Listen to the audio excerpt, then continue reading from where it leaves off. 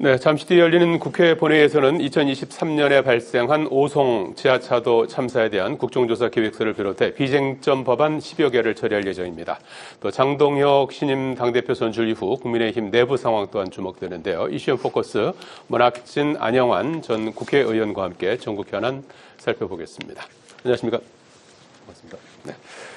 자, 어제 있었던 이재명 대통령과 트럼프 대통령의 첫 정상회담, 이재명 대통령 3박 6일간의 순방 일정 마치고 그리고 이제 휴일에 올라서 아마 내일 새벽에 이제 도착할 예정입니다.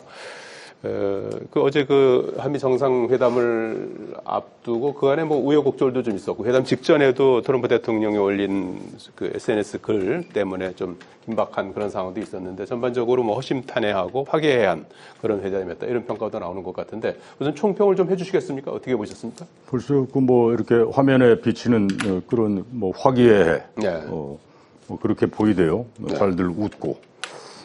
제일 뇌리에 이렇게 남는 거는 이 대통령이 트럼프 대통령한테 당신이 피스메이커, 남북관계 얘기잖아요. 피스메이커 해달라. 그러면 내가 페이스메이커 하겠다. 뭐 상당히 유행할 것 같아요, 이 말이. 예. 그러고 왜 이런 말을 했죠, 이 대통령이. 뭐 북한에 가서 골프 칠 수 있게 해달라. 예. 내가 알기로는 이제 이재명 대통령 골프 이 하수거든요. 그냥 공이나 맞추는 정도. 뭐 호주 가서도 뭐 치고 그랬다는데 하여튼 하수고. 또 이 트럼프란 사람은 뭐 이 골프 거의 광 매니아 아닙니까? 그래서 이제 그런 트럼프의 그런 뭐 취미 뭐 이런 거에 맞추어서 또 이 남북 관계, 네. 아까 페이스메이커 여기 이제 연장선상에서 이런 얘기가 좀 남네요. 북에 가서 하여튼 골프 같이 치자 뭐 이런 비슷한 얘기를 했던 것 같은데, 더더군다나 이 트럼프라는 사람은 원래 뉴욕 쪽에서 부동산 개발업자에서 이제 돈 번 사람이잖아요. 이 사람이 원산 갈마지구 김정은 위원장이 뭐 심혈을 기울여서 뭐 얼마 전에 오픈했다면서요. 예. 그 리조트. 예. 거기에 대해서도 직접적으로 뭐 이렇게 트럼프가 관심 표명을 한 적이 있을 거예요. 그게 말하자면 부동산 개발업자 그런 시각으로. 근데 제 기억에는 지금 가자 지구가 이스라엘 지금 난리 아닙니까? 이 전쟁 계속해서 민간인들 뭐 노인 그다음에 여성 어린애들 뭐 이제 수도 없이 죽고 몇만 명이 지금 죽은 거 아니에요? 지금도 이제 진행 중인데 그 전쟁 와중에도 제 기억에는 트럼프가 가자 지구에 시중의 해변 아닙니까? 거기다가 한번 리조트를 그럴싸하게 좀 만들어 보면 어떠냐 뭐 이런 얘기를 한 적도 있고.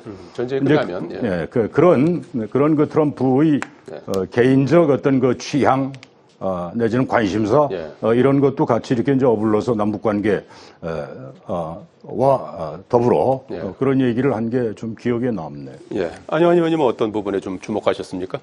역시 이재명 대통령의 멘트 말이었지요. 저도 이제 모두 발언이라고 하죠. 이제 백악관 오발 오피스에서 이제 1시간 가까이 진행이 됐어요. 모두 발언을 제가 전문으로 한번 읽어봤습니다.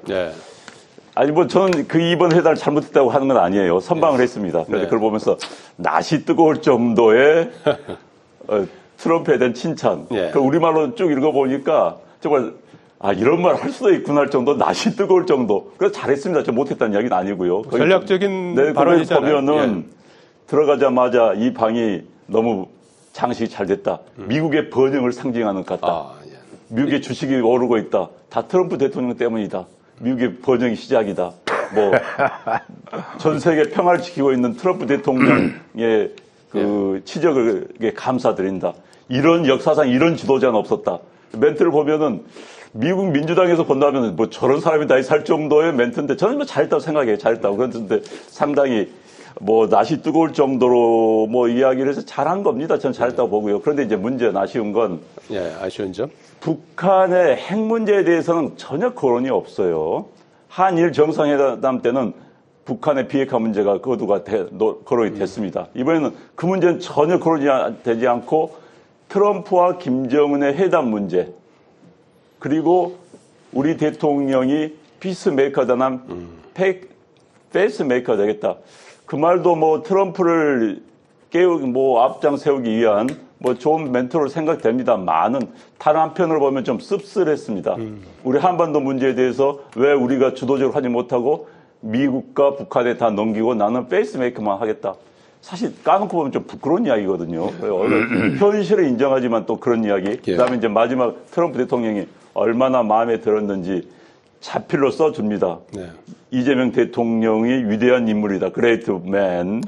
그다음에 네. 내가 당신을 끝까지 지원하겠다. 네. 마치 과거 조선시대 때 명황제가 뭐 승인서를 써준 것처럼. 아니 저는 뭐 나쁘다는 이야기는 아니에요. 그런데 좀 약간 씁쓸하면서도 예. 정치란 게 이런 것일 수도 있고 트럼프란 사람이 참 특이하다. 특이한 사람의 특이형 맞춤 맞추다 보니까 이런 일도 벌어질 수 있구나 하는 생각이 들었고요. 네. 네. 선방란 정상임이었다. 이런 네. 생각을 합니다. 첫 술에 배부를 수는 없는데 어쨌든 첫 만남을 통해서 두 정상 간에 좀 뭐 이 친교? 어떤 친밀감 이런 부분들은 네. 좀 형성이 되지 않았을까 싶기도. 칭찬은 뭐 코끼리도 춤추게 한다며요. 예. 아마 이제 그런 생각으로 이 대통령이 그런 언급들을 한 것 같아요. 저도 이 대통령의 멘트에 따라서 트럼프의 인상이 변하는 걸 유심히 관찰하면서 방금 그 말씀이 생각났습니다. 칭찬의 강도가 높아질수록 미소가 점점 커지는 것을 보면서요. 예. 특히 골프 얘기할 때 웃음이 좀 네. 터졌다는 그런 보도도 있습니다. 자, 우원식 국회의장이 오늘 개헌에 대한 그 얘기를 했습니다. 그래서 9월 하순에는 개헌특위를 가동하겠다는 계획까지 내놨는데 일단 이재명 대통령도 국정과제 123개 정하면서 1호 과제로 개헌을 제시한 바가 있죠. 그래서 이렇게 되면은 뭐 개헌 87년에 만들어진 헌법 갖고 우리가 이제 쓰고 있는 건데 헌법이 뭐 오래됐다고 무조건 바꿔야 되는 건 아닌데 어쨌든 그 필요성이 계속 꾸준히 제기돼 왔고 이참에는 좀 개헌이 일부라도 1단계라는 표현을 써서 여야가 합의하고 국민이 공감하는 선에서 좀 이루어지지 않을까 하는 그런 기대감이 커지고 있는데 어떻게 전망하십니까? 이 개헌 이 화두는 매우 오래된 화두잖아요. 네. 예, 지금 말씀하신 대로 1987년 예. 민주화 이제 물결과 더불어 그러니까 전두환 이제 말기에 그때 이제 개헌을 해서 지금 2025년이 38년 된 헌법 아닙니까? 예. 뭐 여러 가지 사회의 변화, 뭐 주변 정세의 변화, 이런 거에 맞추어서 이제 개헌할 때는 이미 이제 되고도 남았다고 봐야죠. 근데 예. 이 개헌이 그동안에 여러 차례 이제 말로는 이 시도들이 뭐 여러 차례 있었잖아요. 예. 국회 뭐 개헌특위도 구성을 하고 그것도 뭐 몇 번 했습니다. 근데 한 번도 안 된 이유가 이제 중요한 거는 개헌의 키를 대통령 또는 국회가 지금 쥐고 있잖아요. 예.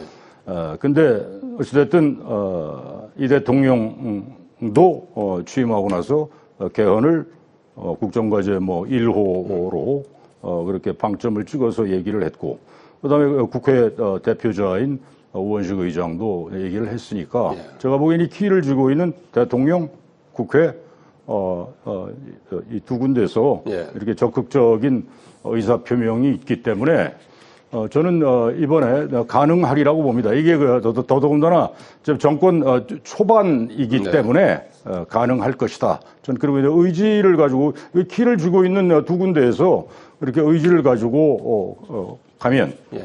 저는 뭐 반드시 어떤 결실이 있지 않을까 그렇게 봅니다. 예. 야당에서도 개헌과 관련해서는 그동안 하자는 그런 입장 아니었나요? 역대 어느 여야를 막론하고 개헌에 네. 대해서 필요성에 대해서는 이야기해 왔죠. 네. 87년 체제는 끝났다는 것은 모든 전문가, 학자, 그다음에 정치인들도 똑같이 공감하는 그런 주제입니다. 네. 자, 그럼에도 불구하고 막상 개헌을 닥친다고 한다면 정치적 이해관계를 고려 안 할 수밖에 없는 것이죠. 우원식 역대 국회의장 치고 단 한 번도 제 기억상 한 번도 개헌을 거론하지 않은 국회의장은 없었습니다. 네. 역대 대통령들도 대선 공약에서 개헌을 공약하지 않은 사람은 없었습니다. 네. 그러나 지금 한 번도 87년 이후에 국회의장을 해봤자 벌써 몇십 명이 지나갔는데요. 개헌은 이루어지지 못하고 있습니다. 결국 이제 의지의 문제고 현직 대통령의 의지의 문제입니다. 네. 개헌을 초기에는 이야기를 하지 않습니다. 왜? 개헌 이야기하면은 초기에 정권의 그립이라고 그러죠. 장악력이 떨어지기 때문에. 또 뒤에 가서는 또 이야기할 수 없는 게 개헌에 의해서 또 본인의 정치적 입지가 밀린다고 생각하니까. 그래서 개헌은 말로만 끝난 경우가 많았었는데 네. 개헌을 할 때는 분명히 됐고요. 단지 이제 개헌의 방향의 문제입니다. 이제 가장 큰 건 권력 구조에 대한 것이 가장 관심이 많지요. 그러나 권력 구조를 쉽게 건들 수 있을 것인지의 문제. 저는 이제 기본적으로 개헌의 큰 틀에서는 대한민국의 대의민주주의 아닙니까? 대의민주주의, 국민의 대의가 정확히 반영될 수 있는 구조의 틀로 바꿔야 된다. 예를 들어서 국회 같은 경우 한 정당은 49%, 한 정당이 45%인데 4%의 차에 따라서 국회 의석수는 뭐 1.7배, 100석 대 170석이 돼버린다. 예. 이건 적합하지 않은 것이죠. 그래서 이런 기본적인 대민주주의의 기본적인 문제부터 시작해서 그건 선거제도 문제죠. 그렇죠. 그런데 그 문제는 이제 크게 국회 헌법의 틀에서 조정해야 되는 겁니다. 그래서 그리고 기본적으로 이제 대통령의 권력 구조에 관한 문제, 대통령제를 유지할 것인가, 유지한다면 어떻게 권력의 집중을 막아야 될 것인가 이런 문제들까지 논의할 점은 많이 있습니다. 그러나 기본적인 것은 대통령의 의지죠. 예. 그다음에 다수당의 의지인데 아마 하려고만 마음먹으면 어려울 건 하나도 없습니다. 이미 전문가들이 각종 분야에 대한 내놓은 안들은 다 있기 때문에 예. 의지의 문제란 말씀을 드리겠습니다. 알겠습니다. 일단은 다음 달에 개헌특위를 이제 꾸려서 목표는 뭐 내년 6월 3일 지방선거 때 이제 개헌을 한번 이제 시도해보겠다라는 거. 그거 지금 저 아니면 그 말씀하신 것 중에 예. 이 각 정당의 득표율과 의석수의 그 편차, 불일치, 예, 있죠. 그거 있잖아요. 예. 이게 이제 계속 지적되는 거잖아요. 예.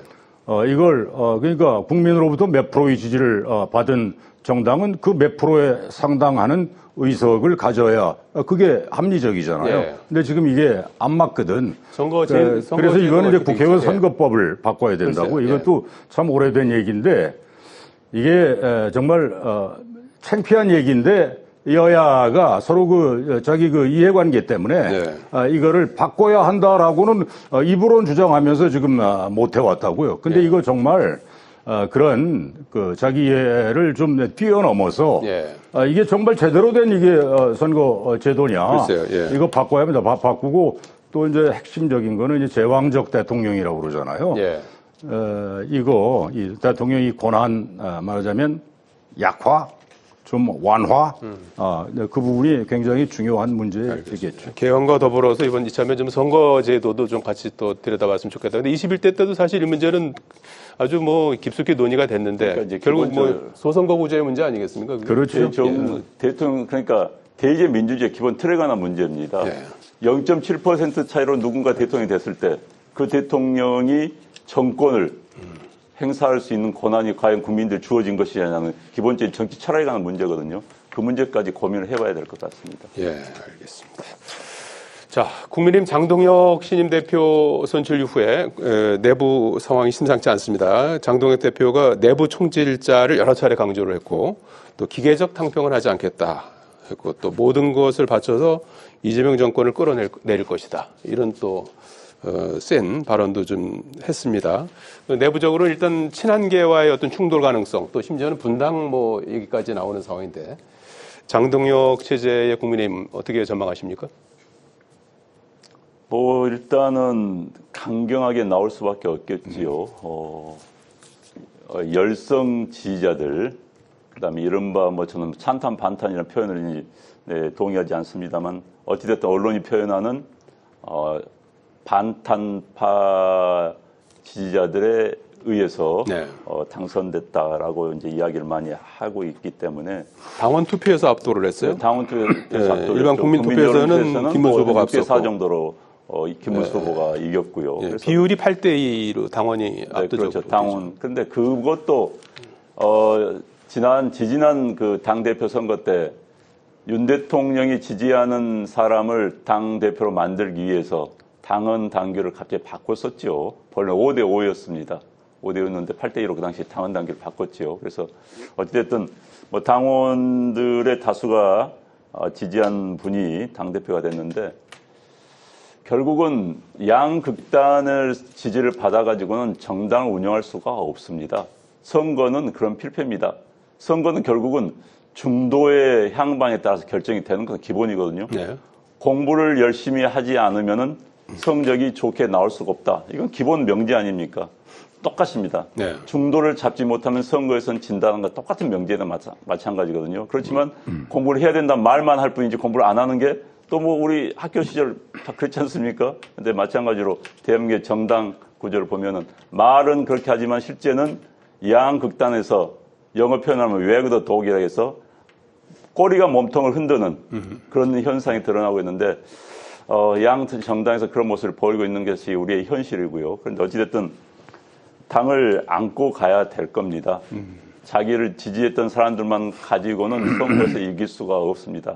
역대 서구의 어느 정치 정당을 보더라도 결국은 대처 수상이 10몇 년을 집권을 했어요. 네. 보수 정당. 그 보수 정당을 무너뜨린 것은 토니 블레어인데 정책을 좌파에서 중간으로 들어갔기 때문에 보수 정당을 붕괴를 시켰습니다. 마찬가지로 토니 블레어의 10몇 년 정권을 붕괴시킨 것은 또 중도 쪽으로 나간 보수 정당의 방향 선택 때문에 가능했었거든요. 그러니까 양극단을 가지고는 정당 대표가 될 수 있을지는 몰라도 정치를 끌어가고 선거에 이길 수는 없다. 이런 말씀 꼭 드리고 싶습니다. 네. 그러면 뭐 지금 이제 찬탄 반탄이 나뉘어 있는 그런 상태 아니겠습니까? 그러면 찬탄까지도 끌어안아야 된다는 말씀이시죠? 끌어안아야죠. 결국 정치는 새 싸움입니다. 누가 내 표를 많이 몰고 가는 거 싸움이지 내 열성 지지자들만 가지고는 선거를 칠 수도 없고 정치를 끌어갈 수도 없는 겁니다. 예. 문학재 의원님 어떻게 국민의힘 상황? 저는 제3자로서 이렇게 봐요. 대개 뭐 전당대회든 아니면 뭐 대통령 후보 뭐 지명전이든 이제 맞아 한판 승부가 끝나고 나면 이제 승자가 있고 패자가 있잖아요. 그러면 승자의 경우 대개의 경우에 거의 모든 경우에 좀 통합 뭐 아니면 탕평 그동안에는 뭐 진짜 그냥 막 이렇게 난전을 벌였더라도 승자의 어떤 뭐 여유랄까 뭐 이런 모습들을 이제 커멘트를 통해서 제 일성으로 그렇게 보였다고 이제 같이 좀 가자. 네. 근데 이 장동혁 신임 대표 경우는 뭐 아니대요. 뭐 기계적 탕평은 뭐 안 할 거고 뭐 내부 총질 한 사람들 다 뭐 하여튼 손보겠다 뭐 이런 식이잖아요. 이렇게 해가지고 난 계속 이 페이스 이 스탠스로 가려고 하는 건지 진짜 갈 수 있을 건지 그러면 그 국민의힘 내부가 이거 뭐 어떻게 되겠어요. 더더군다나 지금 찬탄이네 반탄이네 해가지고 쫙 갈라져 있는 판인데 계속 한편의 얘기만 가지고 대표가 그렇게 메시지를 던지고 또 구체적으로 그런 그 행동에 들어가려고 한다면 그 집단이 온전할 수 있을까? 뭐 이런 좀 걱정스럽네요. 예.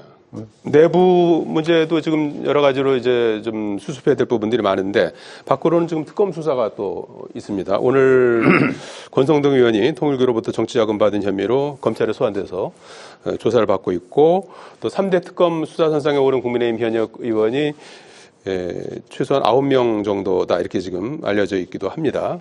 그래서 이제 특검도 이제 전당대회가 끝나서 수사의 속도를 더 낼 것으로 보이고 또 특검법 또 지금 그 수사 대상과 범위를 기간을 넓히는 그런 내용 쪽으로 지금 여당에서 준비하고 있지 않습니까? 그래서 이런 부분에 대해서 장동혁 대표는 이제 특검에 조직적으로 맞서기 위한 대응팀을 구성하겠다 이렇게 또 취임 일성으로 얘기를 했는데 이 상황도 장동혁 대표 체제의 어떤 앞으로 또 그걸 풀어야 될 중대한 또 과제가 아니겠어요? 여야 격돌이 불가피하다고 봐야 되겠죠. 더더군다나 그 민주당의 정청래 대표 스탠스가 그렇고 지금 새로 된 장동혁 국민의힘 대표 스탠스가 어쨌든 지금 비치기에는 그렇기 때문에 이거는 충돌 불가피할 것이다.